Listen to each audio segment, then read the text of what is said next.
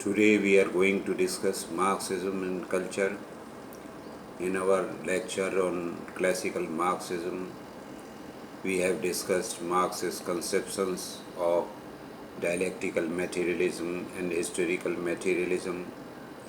This lecture is in continuation of our earlier lecture. Marx has hardly written anything specifically on art and culture. Only a few stray comments are there.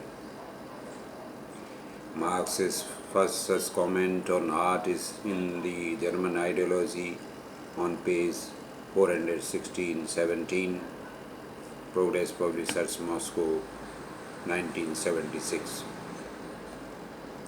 Here Marx argues against the views of Stirner. Stirner said that Raphael produced his pictures independently of the division of labor that existed in Rome at that time. Marx tells Stirner that the greater part of Mozart's Requiem was composed by someone else, and that Raphael completed only an insignificant part of his frescoes.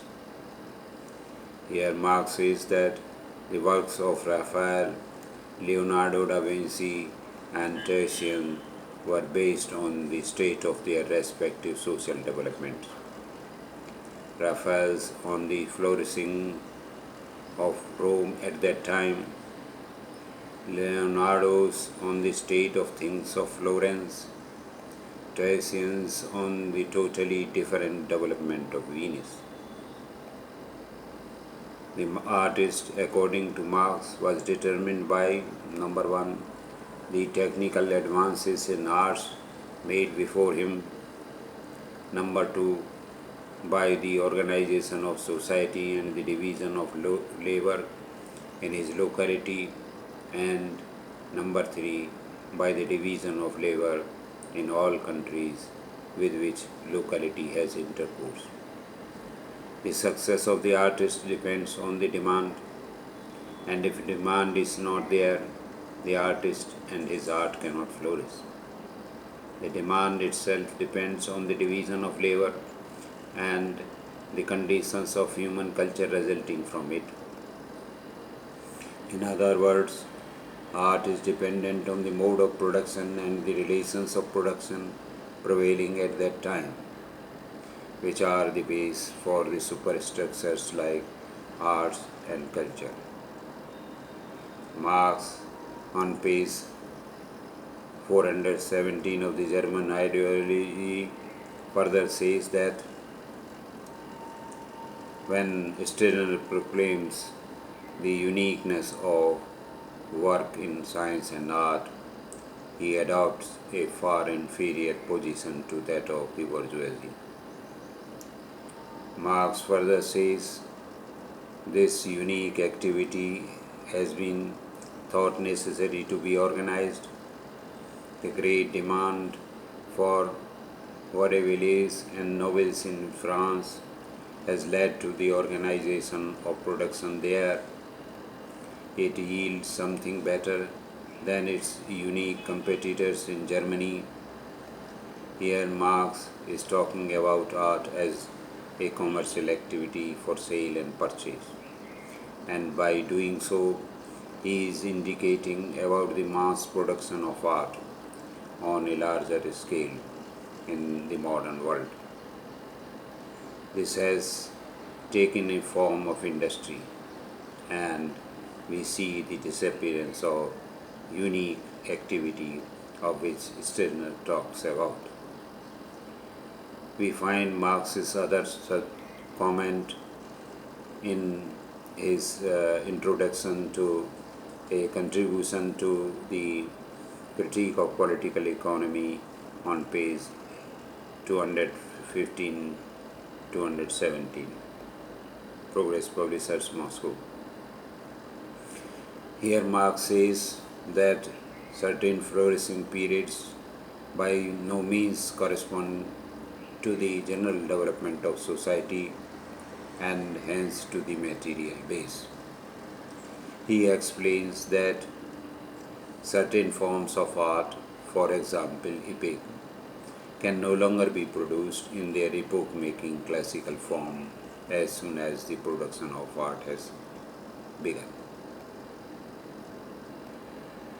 From the first comments of Marx in the German ideology, we can conclude that Marx regarded the means of production and the relations of production as the base for the emergence of all culture, such as religion, politics, philosophy, ideas, arts, etc.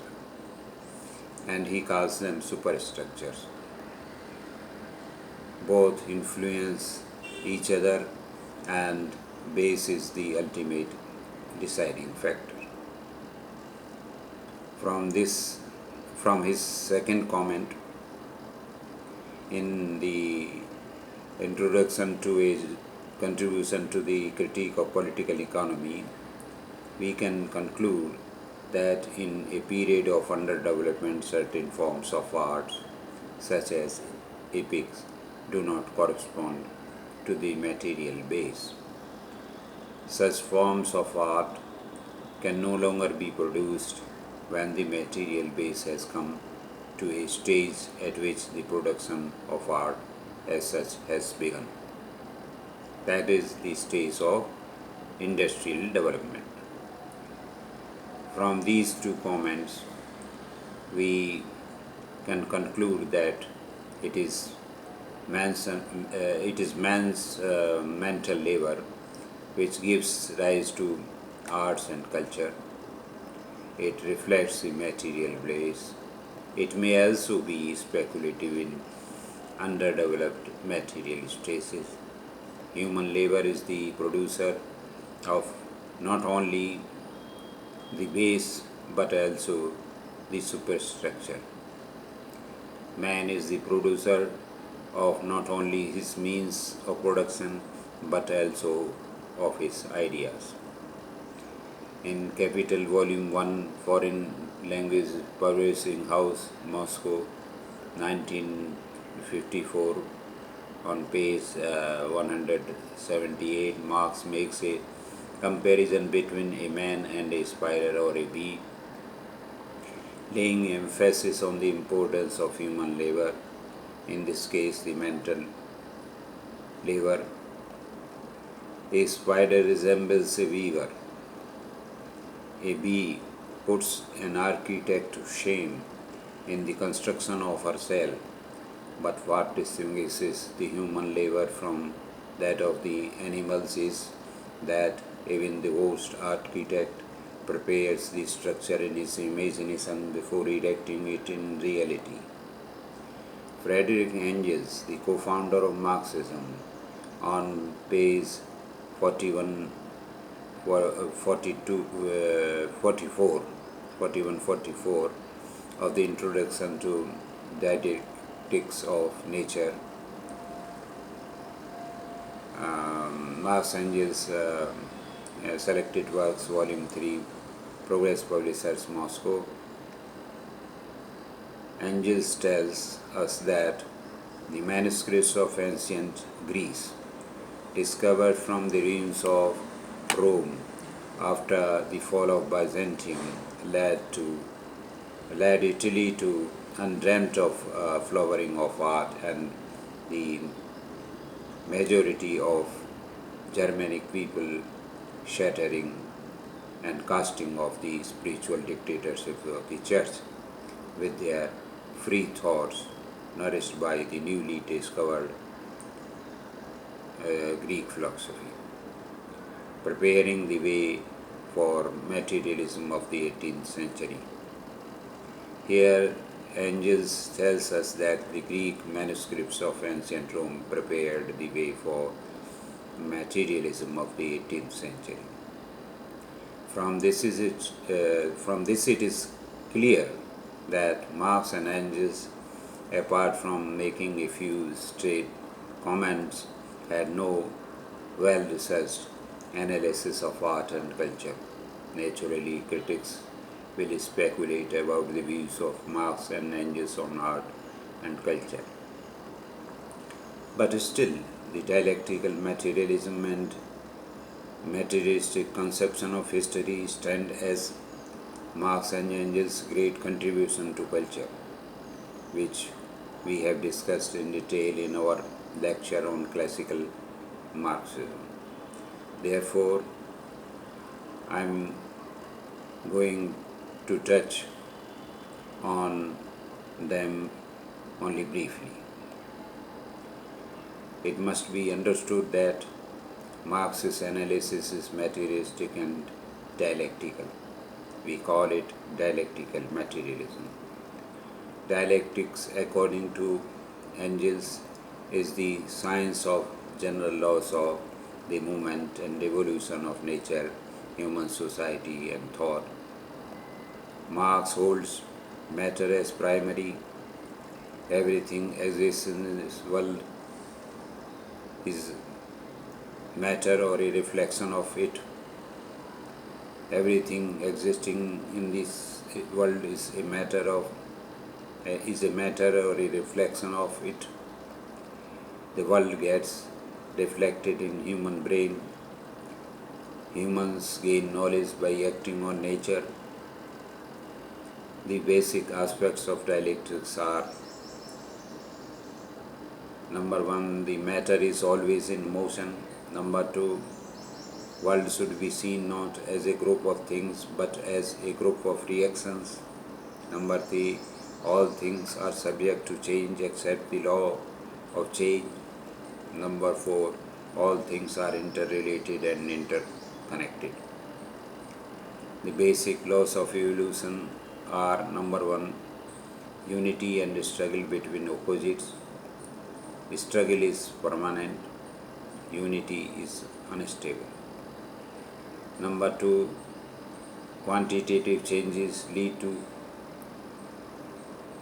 qualitative changes.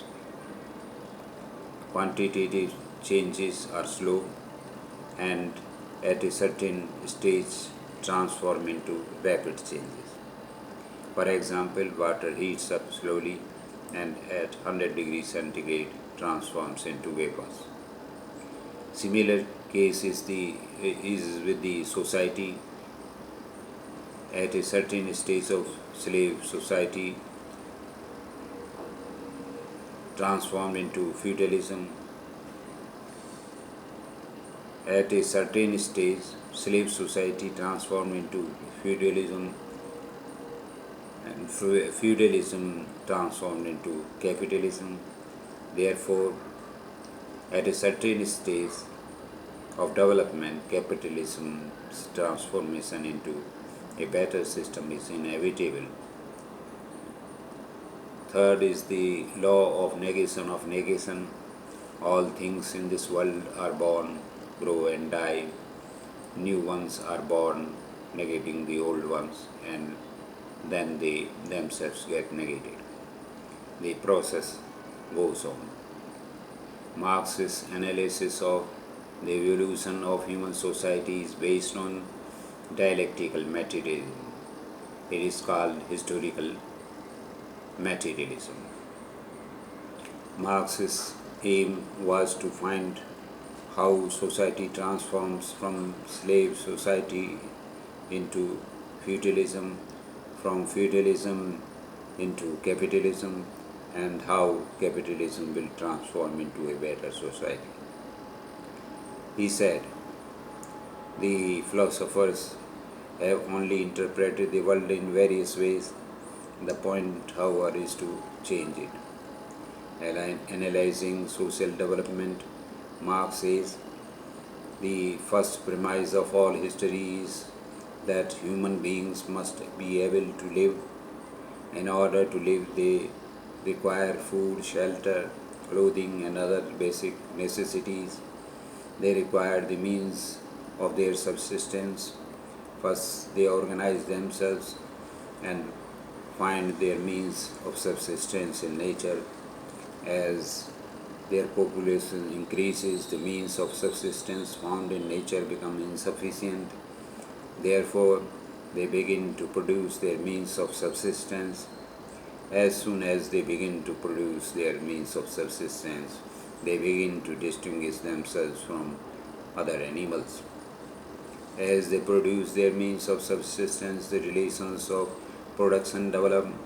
The means of production and the intercourse of humans connected with it is the basis of all history. The means of production and the relations of production is the structure or base from which arise the superstructure such as ideas, thinking, religion, politics, philosophy, arts, etc. It is a civil society in various stages. In its action, it can be described as a state. Both the base and superstructure influence each other, but it is the base or the economic condition which is the ultimate determinant. At a certain stage of development, the productive forces come into conflict with the relations of production. Then the era of revolutions begins. But no social order is ever destroyed before all the productive forces for which it is sufficient have been developed, and new superior relations of production never replace older ones before the material conditions for their existence have matured within the framework of the old society. The primitive society based on common property transformed into a slave society when the leaders of the old society became more powerful. They attacked other social groups and gained their properties and made them slaves. This was the beginning of the system of slavery. Slave masters owned all the properties, and slaves were left without any property. The surplus extracted from slaves gave rise to great civilizations such as Roman civilization, but the slave system came into conflict with the relations of production as the slaves have no interest to continue with it. The system began to crumble and collapsed, giving rise to the feudal system, in which feudal lords owned large properties and the serfs had their own piece of land apart from working on the landlord large plot. The surplus extracted from the serfs gave rise to trade and commerce on a large scale, giving rise to the manufacturing class. Their interests came to conflict with those of the aristocracy, that is the kings, landlords, feudal lords, etc. The manufacturing classes interests came into conflict with those of the aristocracy. Then the era of capitalist revolution began. Capitalism revolutionized the productive forces.